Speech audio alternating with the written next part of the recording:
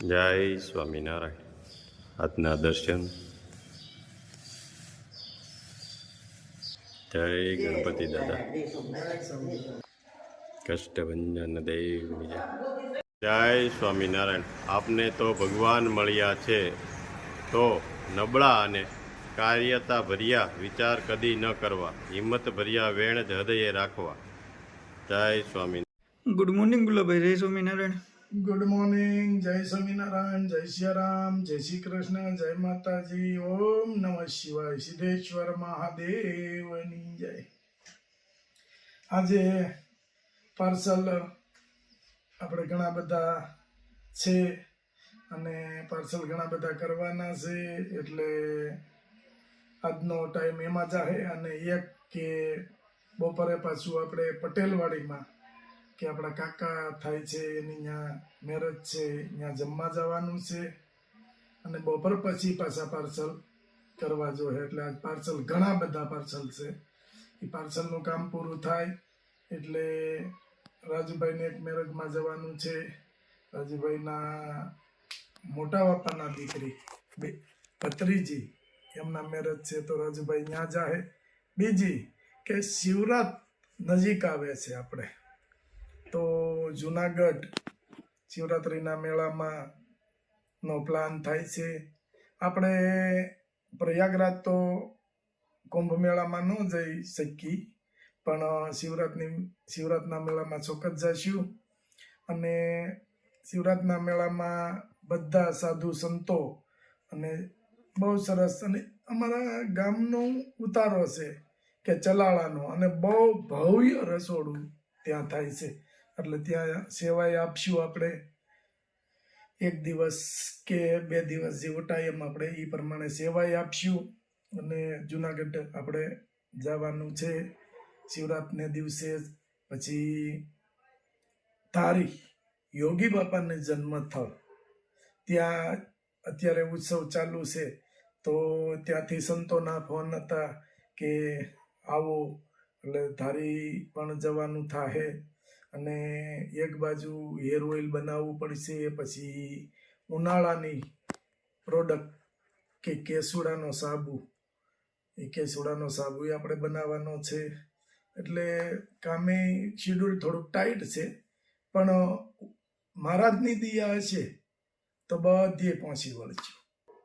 અમારા માટે નહીં, પણ અમે જે માજીઓને કીટ આપી છીએ એના માટે, કે એને જેટલું જેમ બને એમ વધારે અનાજ મળે, એના માટે અમારી ચેનલને લાઈક કરો, શેર કરો, સબસ્ક્રાઈબ કરો ને કમેન્ટ કરો. જય સ્વામિનારાયણ. એક હેર ઓઇલ પાર્સલ સ્ટાર્ટ. ઘણા બધા પાર્સલ સવારે કર્યા, હવે થોડાક બપોર પછી એટલે પાર્સલનું કામગીરી આજે એટલી છે. અને રાજુભાઈને કઈ હવે હેર ઓઇલ બનાવવાની તૈયારી, મસાલાની ફૂલ તૈયારીઓ. હવે પોક આવશે. હવે પોક તૈયાર થઈ ગયો છે, પણ હજી સાફ થાય છે. એટલે સાફ થઈ જાય પછી પોક આવશે, એટલે પોકનું પેકિંગ એ વધશે. હારવાર હેર ઓઇલ બનાવવું પડશે. આજે થોડો ટાઈમ મળે તો સાબુનું કામ એ ચાલુ કરવું પડશે. ઉનાળા માટેનો સાબુ બેસ્ટ આપણે લાવવાનો છે કેસુડાનો સાબુ, એટલે થોડુંક સાબુની તૈયારી કરીએ. એક હેર ઓઇલ. કેસુડા ઉતારવાની પણ મજા આવી કરે છે. કેસુડા હતા જોરદાર, કેસુડા હતા બધા. હા, અને કેસુડા સુકાવા મેકી દીધા છે, એટલે હવે એની તૈયારી ચાલુ. પ્રોડક્ટ નવી ચાલુ જ છે આપણે. અને આજે ફુલા કાકાની મેરેજ છે એની દીકરીના, ત્યાંથી હેર ઓઇલ નો ઓર્ડર ઘણો બધો છે. આ પાર્સલ નું પૂરું, પછી એના પેકિંગ ચાલુ. તો તોય ભગવાનની દયાથી જો ઘણા બધા પાર્સલ આપણે જાય છે. અને હેર ઓઇલ હમણાં બનાવ્યું હતું, ત્યાં હેર ઓઇલ પૂરું. કેટલું હેર ઓઇલ બનાવ્યું હતું. હવે ગામનું રહ્યું ને, ગામનું 6 બોટલ લેવાની છે, 3 બોટલ. એક કરવાની. હા, એમને બહાર મોકલાવું છે. એને એમ કીધું હતું કે પેકિંગ સરખું કરજો, મારે બહાર મોકલાવાનું છે.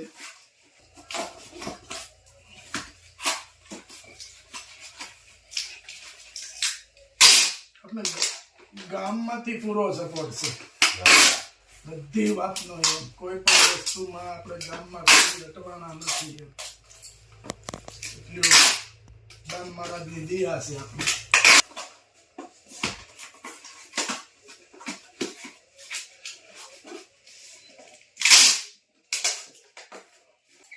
અહીંયા પ્રસંગ હોય એટલે આપણે ગામનું વધી જાય.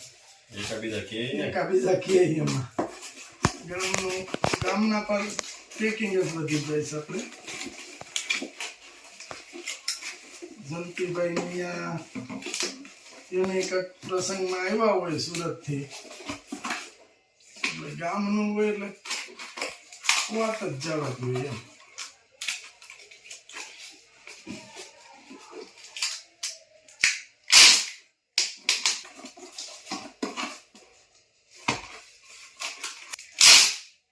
હવે બોક્સ બનાવાય આપવા પડે.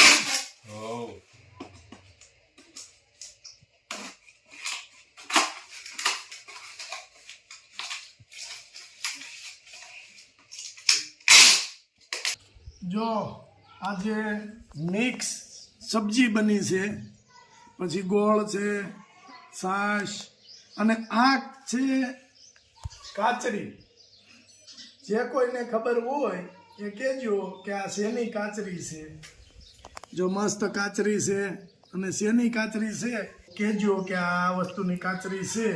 અને ઘણા સમયથી ફોન કરીને પૂછતા કે બા ને શું થયું છે, બાને કેમ બતાવતા નથી. તો બા હાજા નરવા છે અને હોનાના લટકણિયા પહેરીને બેઠા. બાને કાંઈ તકલીફ નથી એમ. ભગવાનની દયા છે. બાને 80 વર્ષે હાથ પગ કે કોઈ વસ્તુ દુખતી નથી, અને કોઈ વસ્તુ નહીં. ઘરનું કામ બધું જો તમે જોવો એમ સાફ સુથરું રાખે છે, કે કોઈ પણ જગ્યાએ કાંઈ પણ વસ્તુની આમ તેમ ન હોય. હજી આ 80 વર્ષની ઉંમરે એટલું કામ કરે છે. અને હું તો એમ કહું મારા બા 100 વર્ષે એટલું ને એટલું કરશે. કદાચ 100 વર્ષ થાય ને એની આવડતા 105 વર્ષની છે. કા બા કોને આશીર્વાદ દીધા? સંતોએ આશીર્વાદ દીધા છે કે 105 વર્ષની આવડતા. 80 વર્ષે એટલું કામ કરતા હોય ને એટલે 105 તો સંતોએ કીધા છે. પણ મને એટલો વિશ્વાસ છે કે 115 વર્ષ રહે. અને જો આ તાજી તુંબડી આવી છે આજ મસ્ત. હા, જો હજી તો એમ કહે છે કે રાજુના ઘરના ને ક્યાંક આવશે એટલે પગે લાગશે તો આપવા પડશે ને એમ. એટલે હવે કઈ ઉપાધિ છે નહીં. હાલો કર્યો હરિહર. જય સ્વામિનારાયણ. આમ જો રાજુભાઈ ના મમ્મી આવી ગયા. રસોઈ બની ગઈ. હાલે લે. કેવું બન્યું ગુલાબભાઈ? મસ્ત. ના કાચરી જ મસ્ત બને. ખટી ખટી ચાશ કાઢી કે એમ. આજે ચાશ આવી છે ખટી ખટી લા. એટલે ખટી ખટી ચાશ જો મજાનો મસ્ત. હવે રાજુભાઈ તમે જમી લ્યો. કયું ના ઊંચા નીચા થતા હતા. ભૂખ લાગી હતી એટલે હવે થોડુંક ખાઈ લ્યો. અને બાઈ આજ મસ્ત શાક બનાવ્યું છે, પણ શાકમાં જેટલું ચા કેટલો ગોળ. એટલે સરસ થયું છે આજ. સારું હાલો. જય સ્વામિનારાયણ. જો આ ઓરિજિનલ કેસુડા, કે કેસુડાનું માધ્યમ પહેલા બહુ હતું કે રામચંદ્ર ભગવાન ની ત્યાં જ્યારે અવધની અંદર આપણે ધૂળેટી કહીએ, ધૂળેટી આવી ત્યારે એના રામચંદ્ર ભગવાનના ધર્મપત્ની સીતા માતા, લક્ષ્મણ, ભરત અને શત્રુઘ્ન, આ 3 એના દેર હતા. એ દેર બધા આ કેસુડાના કલરથી ધૂળેટી રમતા, અને એ પરંપરા ચાલી આવતી હતી. પણ હવે તો બધા પાકા કલર આવી ગયા. એટલે આ કેસુડો છે એ શેના માટે ઉપયોગ થાય એ તમને જણાવશું આગળના વિડીયોમાં. એટલે આજે અમે આવ્યા છે કેસુડા ઉતારવા. મસ્ત મસ્ત કેસુડા છે.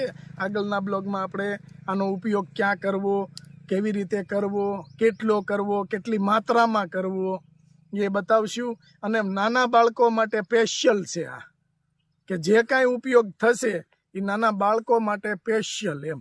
એટલે આજે કેસુડા ઉતારવા આવ્યા છે. એ મસ્ત મસ્ત કેસુડા છે અને જો આને આવી રીતે જ ઉતારવાના હોય છે. ભરપૂર માત્રામાં કેસુડો આવ્યા છે. અને આ વર્ષમાં એક જ વખત આવે, વર્ષે એક જ વખત આવે. એટલે જંગલ છે, જંગલની અંદર આજે આને નથી કહેવાત, આપણે કહીએ છીએ ને કે ઔષધિ લેવા જંગલમાં આવવું પડે. તો આ બધી ઔષધિ જ છે, એક જાતની ઔષધિ જ છે આ બધી. અને જોઈ લો કેટલા મસ્ત મસ્ત ફૂલ છે. અને બધે કેસુડા જ છે, બધા કેસુડા. અને આ જંગલની અંદર જ કેસુડો થાય. બહાર આપણા ફાર્મ ઉપર કે અહીંયા આ વસ્તુ થતી નથી. હા જો હાલો ઉતારી લેવી પેલા. ઉતારી લો પેલા અને આગળ પછી આપણે વધશું.